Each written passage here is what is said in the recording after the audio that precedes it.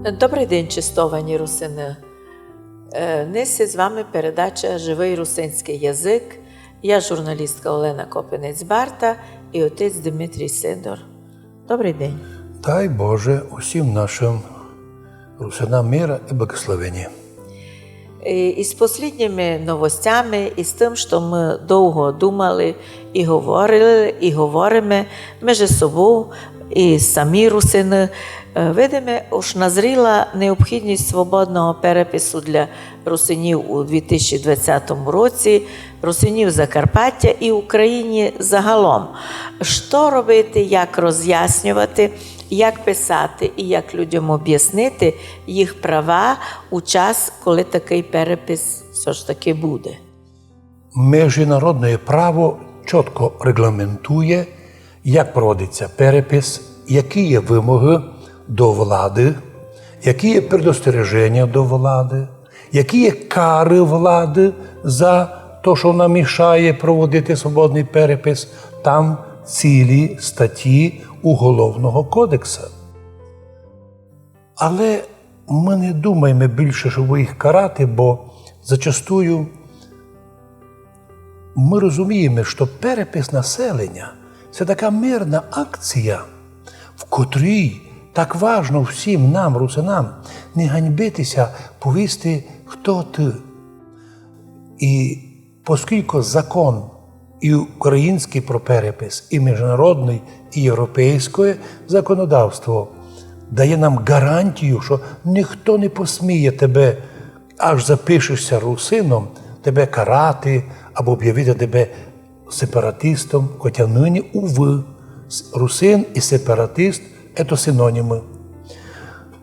У любій правовій державі такое немислимо.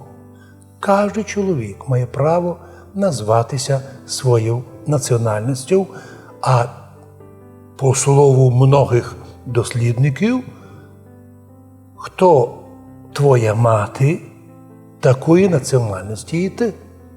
Бо мама русинам передає повноту русинського язика, багатство культури і прививає йому то, що потім за все життя невозможно вже від нього одняти. Тому ми і предлагаємо і чиновникам державним, і європейським структурам, котрі би мали хоч деякий такий нагляд мати за переписом, бо все-таки перепис – це є державницька акція. В ній держава перша має бути зацікавлена точно знати не скільки сепаратистів, а скільки русинів. Хто з них порушує закон, треба судити. А хто не порушує закон, а русин, а його судять, тут ж треба судити чиновників, і тих суддів, і тих прокурорів, і тих спецслужб, котрі так безвідповідально сьогодні клеять ярлики, аж ти русин, значить не любиш Україну. Ми, русини, любимо свою державу, виконуємо закони, платимо налоги, ми володіємо державна мова українська, але ми володіємо русинським язиком. В переписові цигани будуть цигани, євреї євреями, руські руськими, українці українцями.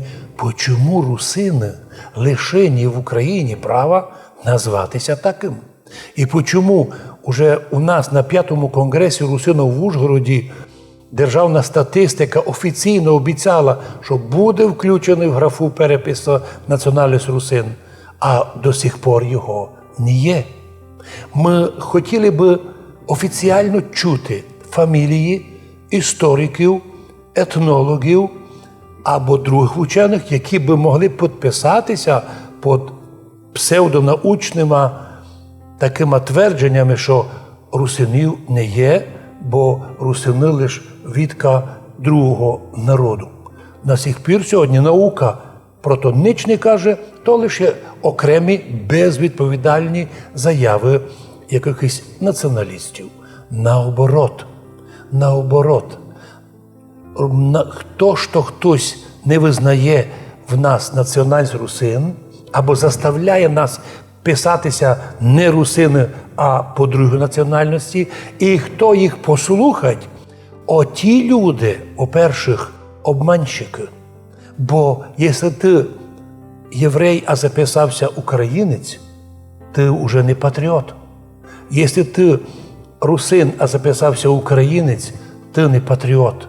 Ти ненадійний чоловік, бо ти неправду написав. Да, могли б нині многі записати у другу національність, бо їм дали можливість бізнес зробити, але це буде неправда. Всю життя ти будеш неправду жити, що ти русин, а записався не русином. Вот почему так нам важно, чтобы в этих вопросах была кристальна чесність. Я би сказав більше. Якщо ти русин, а запишешся не русином, на страшному суді Бог тебе зазвідать по-русинськи. І аж ти уже забудеш язик і культуру, і назву своєї національності, забуде за тебе і Бог. І ти будеш ревати під воротами: «Ож, Господи, що мене наробив?» Ми маємо розуміти, що національність дана від Бога. Бог благословляє появитися кожному народові на свою землі. Ми, русини, не прийшли на чужу землю. Ми корінне населення. Мало того, що корінне, а в 1918 році ми після розпаду Австро-Венгрії стали членами народів. Такий був Союз поневолених народів, будущее ООН. Ми вже в списку народів були. Хто нас оттуда виписав? Ведь ми живемо не на юзі Африки або в середині джунглів. Ми в центрі Європи живемо. І підкладіть документи, в архівах повно.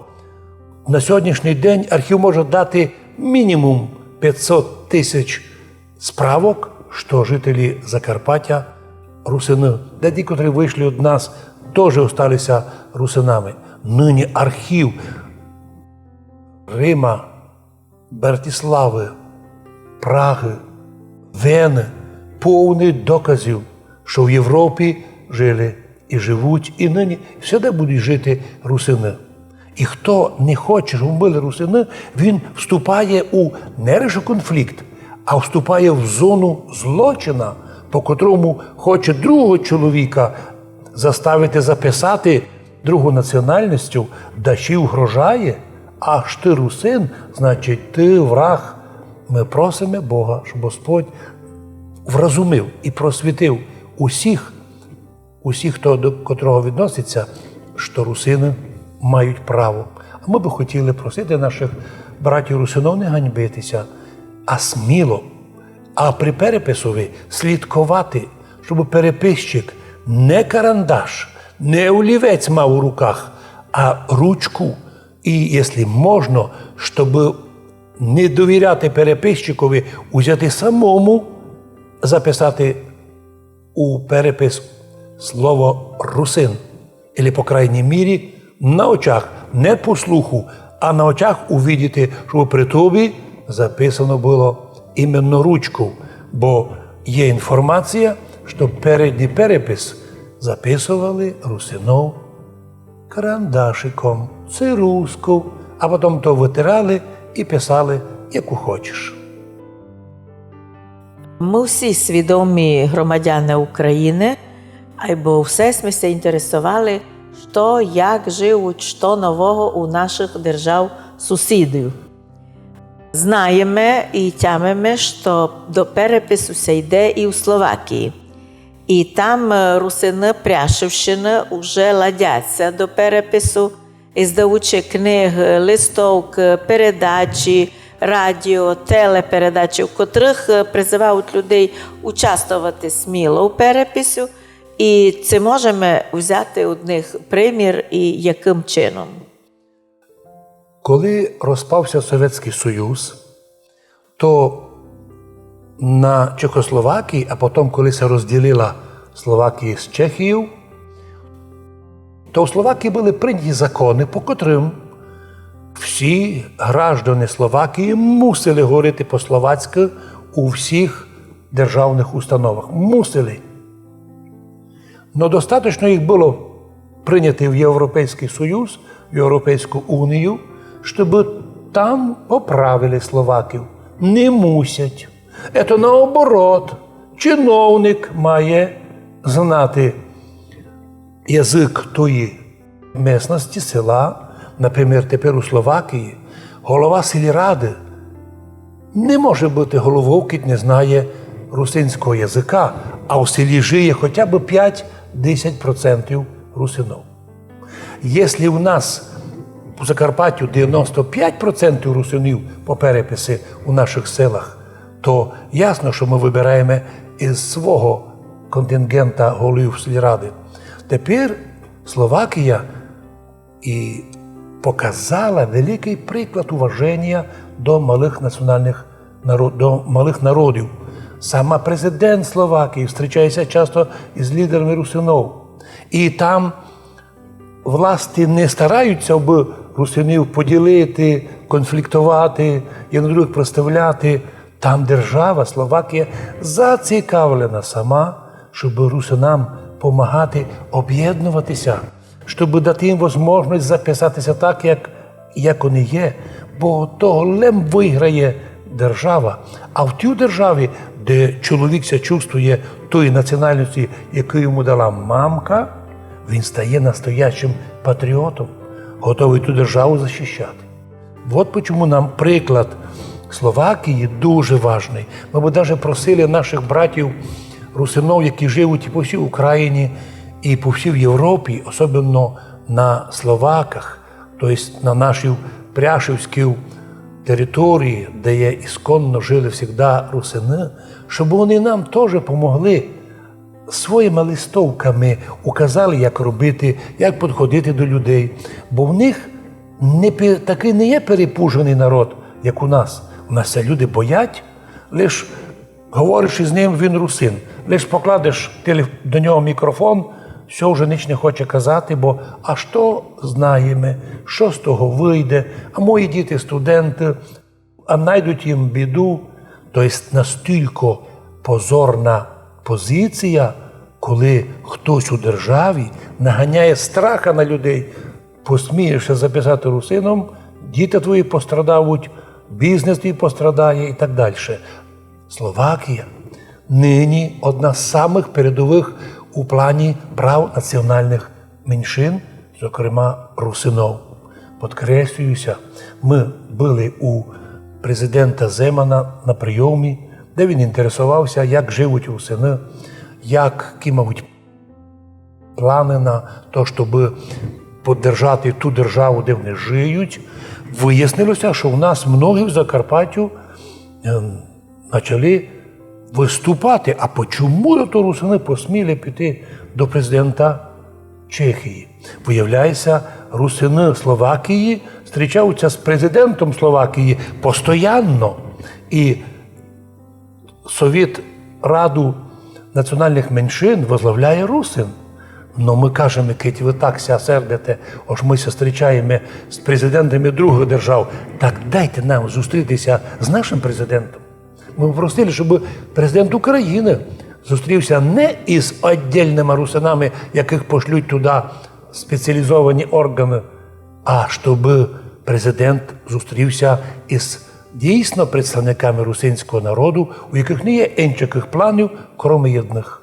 Щоб народ був русинський визнаний і мав би право на не тільки визнання, а й щоб мав право і жити, трудитися, щоб був забезпечений економічно, щоб його діти могли мати роботу, школи і так далі. Іменно цими планами ми могли б й поділити із президентом України. Буде ли то можливо? Будемо бачити. По крайній мірі, в першу чергу, це інтерес самого президента, а не нас. Бо коли ми звідаємо юристів Європи, наприклад, у Брюсселю, ось, слухайте, така проблема, що в Україні русину не визнають. Нам відповідають, це не ваша проблема, це проблема вашої держави. І вони будуть за то нести відповідальність і завжди будуть у числі людей, які порушують права національних меншин. Тому я теж кажу, не наша проблема, що нам до сих пор не дали можливість свободно зробити перепис. Не наша проблема, що в переписному листові графа «русин» відсутня. Бо потім кажемо, після перепису ви собі включайте русинів у які хочете числа. Но щоб русини знали, що там є чітко є графа русин і графа материнський язик. Бо взираючи на труди словацьких русинов, взираючи із, я би казав, із завістю, віру, звісно, добру, до позиції словацької держави по відношенню до русинов, ми би теж хотіли не відставати. Бо так нам важливо, щоб люди, які живуть на території історичній, де вони завжди жили, щоб вони відчували не ворожий настрій чиновників, а всецілу підтримку. Тому віруємо, що іменно так і буде, бо інакшого пуття у Європу нашої держави не є. І любі заяви таких маленьких мікронаціоналістів, вони лише для внутрішнього пользування. За такі заяви в Європі судять, і би їх подали б у суду. Ми же терпимо. Почому? Бо не строєння в державі. Ми так хочемо тут хрупкий, но мир у державі сохраняти. І віримо, що Закарпаття і русини Закарпаття, ну і ті, котрі вийшли по вшиткій Україні, смілося запишуть русинами. Русини, запишися русином. Бо коли запишешся іншим, та то буде неправда. А з неправду усе життя будеш тяженько жити. І психологічно усе будеш надломлений. Скриєш материнський язик, да то буде велика катастрофа в пам'яті твоєї матері. Най Бог дасть, щоб русини були смілий народ, мирний народ, не боялися назватися русинами, ну а держава Україна зробила би ще один крок ближче до Європи. Красно вам дякуємо, що так і сте роз'яснили, що ми, як українці, дбаємо про інтереси держави і роз'яснили сте, чому іменно в інтересах держави визнання русинів є таким важливим моментом. Маленьке уточнення. Ми українські громадяни України. русинської національності. Так. І на цьому будемо закінчувати нашу передачу «Живий русинський язик». З вами була я, журналістка Олена Копенець-Барта і отець Дмитрій. Будьте здорові. З Богом, русини, най Бог дасть, щоб русини, котрі були, котрі суть, і в будущому, до другого пришествия Христова, до кінця світа були.